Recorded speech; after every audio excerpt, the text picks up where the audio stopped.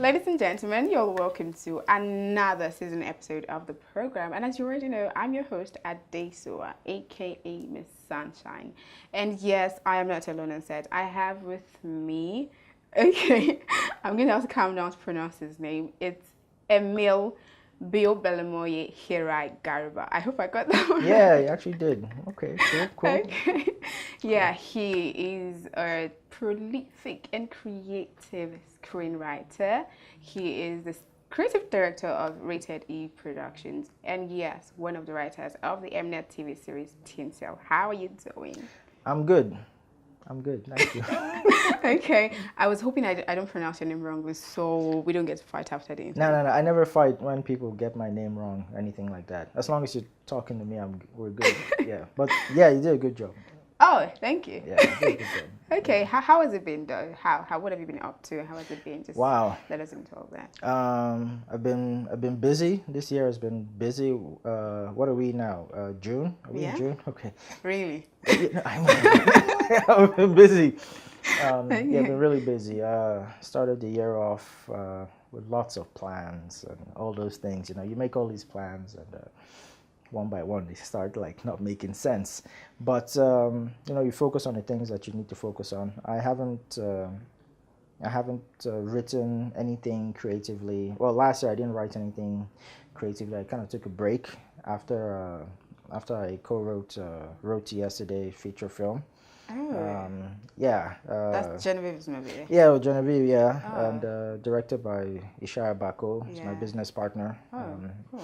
So, yeah, I did that, went lots of places, you know, and I just wanted to take a break, because up until then I didn't take a break. And I wanted to focus on some things that were personal to me, okay. And which is actually trying to find more writers and more creative people in Abuja, where I'm based, and just trying to do more workshops, trying to do more trainings, trying to give them, you know, a platform to come out and get their creative works out there. So that's pretty much what I've been doing in between planning some new films, doing research for some new films.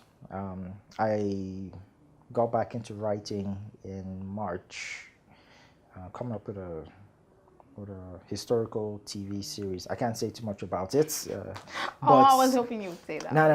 I can't. All I can say it's a TV series, and I think it's something that I know a lot of people say this, something that hasn't been done before, but culturally I think it would be good. So I'm looking forward to that. Hope it comes out later on this year, and you know, it kind of gingers me to do some more stuff. So yeah, so besides the workshops, working on some short films, trying to get my own production off the ground, my first Rated E feature film. Oh. Yeah, okay. Yeah, I'm trying to do that. An indigenous language film. Wow. Yeah. I want to think of something else to do. Not every time English. You know. You're not worried about the language barrier, right? No, because again, when I was on vacation last year, I went to Japan, and I was telling them about Road to Yesterday, and one of the things they asked me, why is it in English? I'm like, okay. I have to go into the whole historical thing of how we're colonized by the British, and then English is our official language and all that. And but at the same time, it got me to think that just because English is our official language doesn't mean it's the language that we're most comfortable speaking in. You know, a lot of people speak Pidgin. They speak their local dialects and all that. And we watch Japanese films. We watch films from all over the world. And there's in their language, and they're subtitled. Yeah, we do have Kannywood and Hausa language films, and, you know, Yoruba language films and all these types of films, but they're not mainstream enough. And these are the type of films that surprisingly foreigners actually want to watch, as opposed to the English language films. So it got me to thinking that, okay, so I'm going to do a film, and it's going to be an indigenous language film. And again, not even one of the three major indigenous languages in Nigeria. So it's not Hausa, Yoruba, or Igbo. Okay, I would really like to say that one. Okay. I would really, really love to say it, because I want to be thrilled. Like, yeah. I don't understand what they're saying, but I really like the movie. I want to be thrilled like that. Yeah, I think story and film is universal. It's a universal story. You will get what's going on. You just have to read the subtitles. That's why it could take place in any language or even in English, but just for that added challenge. And I noticed something with our film industry is that our actors are most comfortable in their own language, so that you don't have to fake it. Yeah, I know you're acting and you're faking, but there's that extra fakery that comes into it. So I just want you to be as natural as possible. Speak how you speak normally, act how you act, and I think it will add to the narrative of what's going on. So I'm looking forward to doing it. Hopefully I can get it done soon. I'm doing some fundraising, and let's see how it goes. Let's see how it goes, because if it's something that is very good or good enough, I'll just continue doing indigenous language films, because unfortunately I don't speak any indigenous Nigerian language, and I think it's one of those things that I wish I could learn. Unfortunately, I think I'm too old to learn it, you know. But you're not too old. I'm not too old, just my priorities are in other places. But if I can give back with this film in some way, I think it would at least make me feel part of it on some level. I don't know. Okay, I want to ask you a question though. I meet people, script writers also, then some of them prefer to say this, I'm a screenwriter, not a script writer, and then some of them will tell you I'm a script writer. So what is the difference between screenwriting and script writing? Really, I really want to know. Oh, okay. Yeah, I get that sometimes. I tell them, no, a script could be anything. I consider myself a screenwriter and a script writer. Script writing is just a general term, because if you're writing a proposal, that's a script. If you're writing a speech, that's a script. Anything that you put down is a script. It's just when you get into technicalities of what is on screen. So you're writing specifically for the screen, so you're a screenwriter. If you're a playwright, you're writing for the stage. You're a stage writer, or you're a playwright, or you're a poet. You write your poems and all that stuff, but it's still a script. Okay. You know? Yeah, so it's still a script. Yeah, so it's just that I guess some people, they get confused on the terms, but the general term is just everything that's written down is a script. So when it's meant for the screen, it becomes you're a screenwriter, Okay. As a creative writer, you are a script writer. You're writing scripts. Okay. Pretty much, All right, that wasn't hard. Yeah. You write a check. It's a script. Oh, okay. I would like that kind of script. Okay. Let me ask you this though. What is the most important aspect of building a strong or a great character? I think relatability. I need to be able to relate to the character, because again, I tell most of the people I mentor that a story needs a character. You can't just say, "Oh, I have a great story." I'm like, no. What do you have?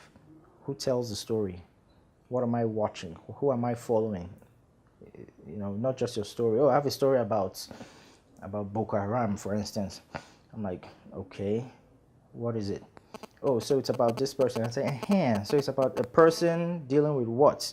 You know, so I'm focused more on character. Character tells the story. You know, we can wake up in the morning and I'll follow that character up until, 12 noon. If it's interesting, it's a good story. If not, I'll move on to something else. So characters tell your story, but I need to be able to relate to that character. What do they want? How do they feel? Who's stopping them from getting what they want? Are they interesting enough? So when you can put all that into a person, and the audience or a reader can relate to what that person is going through, you have a good character, and they'll follow that character wherever you take them. Yeah. Okay. As a screenwriter in Nigeria, I know you're one of the most sought after screenwriters in Nigeria. Yeah, but then I'm serious. Don't play that one. I don't know. I'm just another guy, really. I don't think I'm better than anyone. They usually just. Like that. Okay, Anyway. Okay. Ask.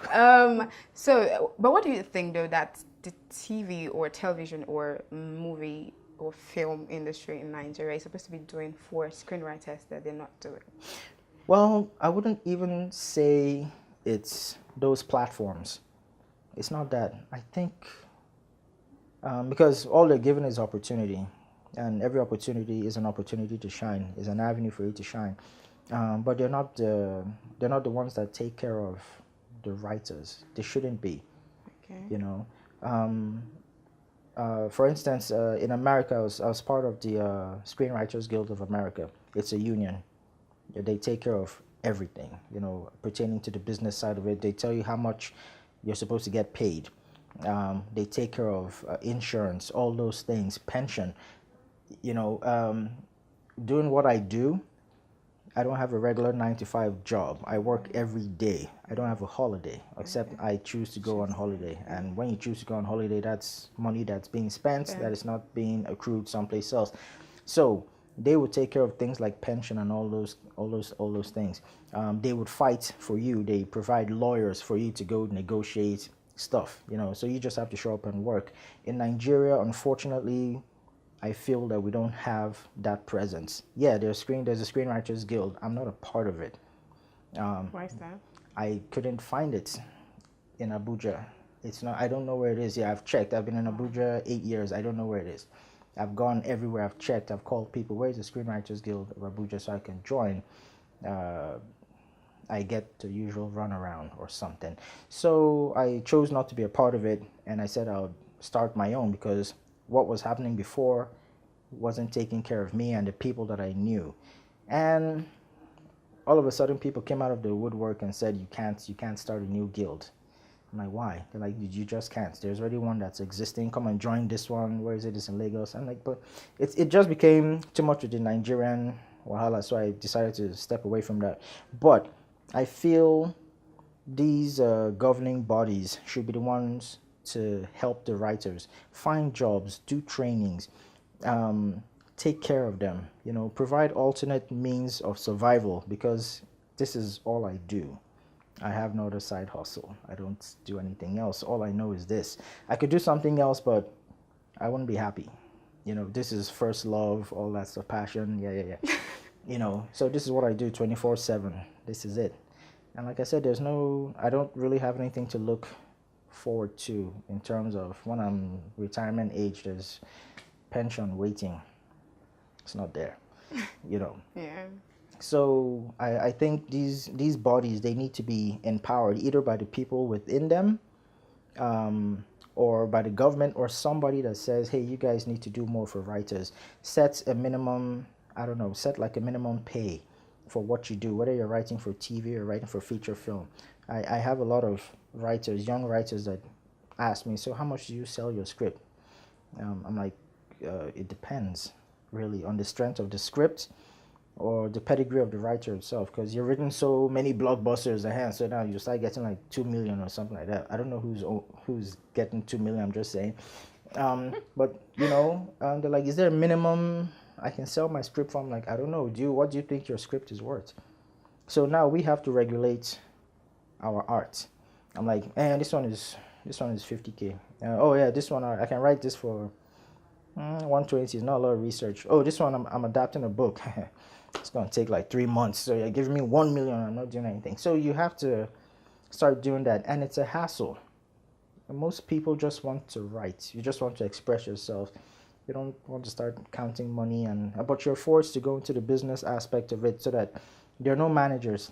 You have to manage yourself. You have to negotiate yourself. You have to do all these things, and it's unnecessary, but very necessary, seeing the industry that we're in, that is unstructured, unregulated, is all man for himself. So I just wish we had some governing bodies that could do those things for the writers, so that by the time you show up to work, everything is set. Settled, okay. Okay, I'm going to ask you a question that's away from all of this. When I talk to movie lovers, especially Nollywood movie lovers, one thing they complain about is cliche stories or unintelligent stories.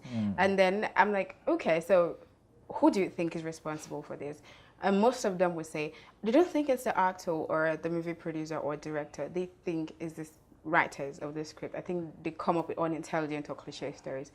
Are you of that opinion? Do you think that's true? Well, it's arguable, and looking at it from all sides, because again, my partners are producers and directors, and And so we normally and usually just talk like, so what is it you guys do? What is it you do? What is it that I do? And most times a screenwriter comes up with a spec script. It's called a speculative script. Okay. This is something that you just came up with on speculation that I will get this made, sold, or whatever. You know, so your idea might be great, everything. Unfortunately, resources to produce that movie or that story are not there at the time. So now you have to start cutting things out of your story. You know, you start cutting things to fit the budget. Or we can, you know, what's the helicopter doing there? We don't need that there. Why? No, there's too many people. No, it's 20 is a crowd. Make it like 5 because you have to start paying extras. No, make it down. You know, so you start cutting your creativity to a point where it's... You can have a movie with few characters, but it's still really great story. Yes, you can do that, but only so often can you create from cutting all that, you know. If it's right off the bat and you tell me, oh, my budget is 1 mil, okay, I'll write you a story that it's 1 mil that will make sense. There will just be maybe one character in a room. You know, I can do that. It's going to be a stretch, but now you have to think of, would the audience be receptive to a story like that? So you have to think of everything. So maybe that is not so much a commercial film. We can make it great. Somehow it can be gang, but it's just one person in a room. You know, there's only so much you can do with that creatively. But even if you can, now you have to think of audience. Like, is that something they're receptive to? So that's just one problem. Another thing is, not a lot of producers, directors, in my experience, get spec scripts from writers. So even if they get them, they change them to fit whatever they want. Again, it's like what I was saying. I can write something. What ends up on screen is completely different than my original story, because I'm like, oh, I know I wrote something that was good. I don't know what that is. So I'm not responsible for that thing that turned out. And most times you get producers that just want to make film, and as a creative person, they're coming to you with money, or I write this like this. I'm like, that's a cliche story. I've seen that 900 times. I don't want to write it anymore. So they'll go and meet someone else that will collect the money and write that cliche story. I'm trying to tell them that, listen, let's do something different. We have told this story so many times. How many times do you want to tell Romeo and Juliet? I don't care if it's in Hausa. Let's just do something different with it. They're like, no, we want it like this, want to do it like this, do it like that. So can't argue with people that are paying you money now. So you do it like that sometimes. So it's on every level. Sometimes the writers actually don't know what they're doing, which is what I'm trying to get them to come out and stop telling these cliche stories. Even though cliches exist for a reason, because that's what the audience is used to. But every once in a while, every so often, we need to tell the audience, this is something you should be watching here. Yeah, because I think the audience get used to it because they see it every time. Yeah. So you can give them something else. If it's good, I think it's a movie still. Yeah, it's just most producers, you're spending money, you don't want to take a gamble on the audience saying, I don't know what film, I can't make this film out. Where's it's not funny. There's no, where's this person? Where's the funny gate man? Or, you know, it goes over their heads. So to save money, and you don't want to be that person that made a bad film, you want to keep doing the same type film because that's what your audience is used to, and blah, blah, blah. And then it just becomes what we have now. Okay. But it's changing. I'm happy to say within the past 2 or 3 years, I've seen some innovative movies that have come out of Nollywood, and hopefully we'll continue the trend and not be relegated to the old stuff that we kept seeing. You know, we need to get different. We need to go to the cinema and see comedy, horror, thriller, action, different, just like Hollywood. You know, they have options. We have drama, epic, comedy, rom-com that we don't even do well. It's neither romantic nor comedic. So, you know, and okay, that brings me to my next question. What kind of stories excite you as a writer? Everything excites me. Everything. If it's done well, I can. That's the thing about when you're a creative person, you can't be limited to just one thing. I'm inspired by everything: music, art, stage, color. That's a nice color, by the way. Color, you know, all that stuff, and you can form something from it. So it's just now, how do I twist it? You know, can it be a comedic story? Can it be a horror story? Can it be a thriller? Nah, that's too much money. Okay, drama. Do drama. You know, yeah. It's just how you can twist it. You know, it's one story, but you can twist it in different ways. So anyhow it turns out, and that the audience is receptive to, fine. But everything would be inspiring. There's a story everywhere. We just have to find the key to unlock it. Okay. Yeah. So it's just like I said. So in the last 2 months, I've been in historical mood. You know, so I had to take myself out of that, and now I'm writing something contemporary, comedy, dark comedy.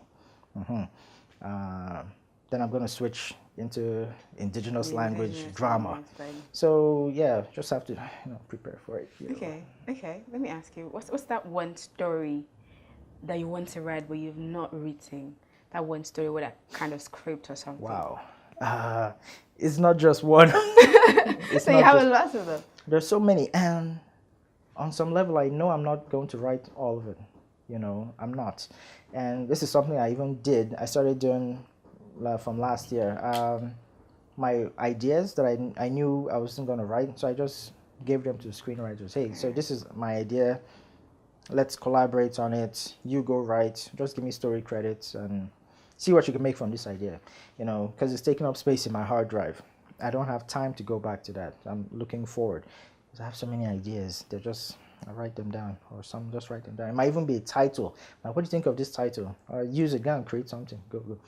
You know, so it's not just one story. There's so many. Some of them are already written, but they're just sitting there because producers are like, nah, let's do this one first, then we'll come and when the money is right, we'll come and do this, big budgets idea about amalgamation. I wrote that. I wrote a Mami Wata story. I wrote a Madame Koi Koi story. I wrote a Bush Baby story. I wrote a story about IBB, Abacha. Oh, they're just there. Oh. But when it's time, they'll come out. Oh. When it's time, the people when the resources are there. I wrote stories about Niger Delta. I wrote stories about there's so many stories. I even adapted a novel just for fun. African Nights Entertainment. I was just reading and started scripting it, putting it down in screenplay format. I'm like, okay, maybe one day we'll make this one. So it's just keep going, just keep writing, and something would click. So, but I'm focused now on this indigenous language story because it's the closest, I guess, the most personal story that I've told. It's partly my family. It's in my dad's language, so he can finally come and watch a Nollywood film. Because he's like, I don't want to watch all these films that you write and stuff. Nollywood, they're always crying and all that stuff. Like, I want to watch something that's in my language. I'm like, okay. I got you. So that's what I'm working on. Okay. So. All right. I'm just have to let you go now. Oh. Yeah. The thing is, there's a lot I want to ask you, but time is really not on our side. So we can do a part two. All right. I hope I'm going to have you some other time so we can do the whole lengthy talk and all that. Cool. All right. Thank you so much for coming. I'm going to call you Emil this time, so I don't. Yeah. That's fine. Emil is good. Thank you so much for coming, and thank you guys for sticking with me. And like I always say before I leave, do not forget to join us on all of our social media platforms. Details of all that is on the scroll bar down below, and you can follow me on Instagram. That's PHYCE, and on Twitter it's MZ Adesuwa.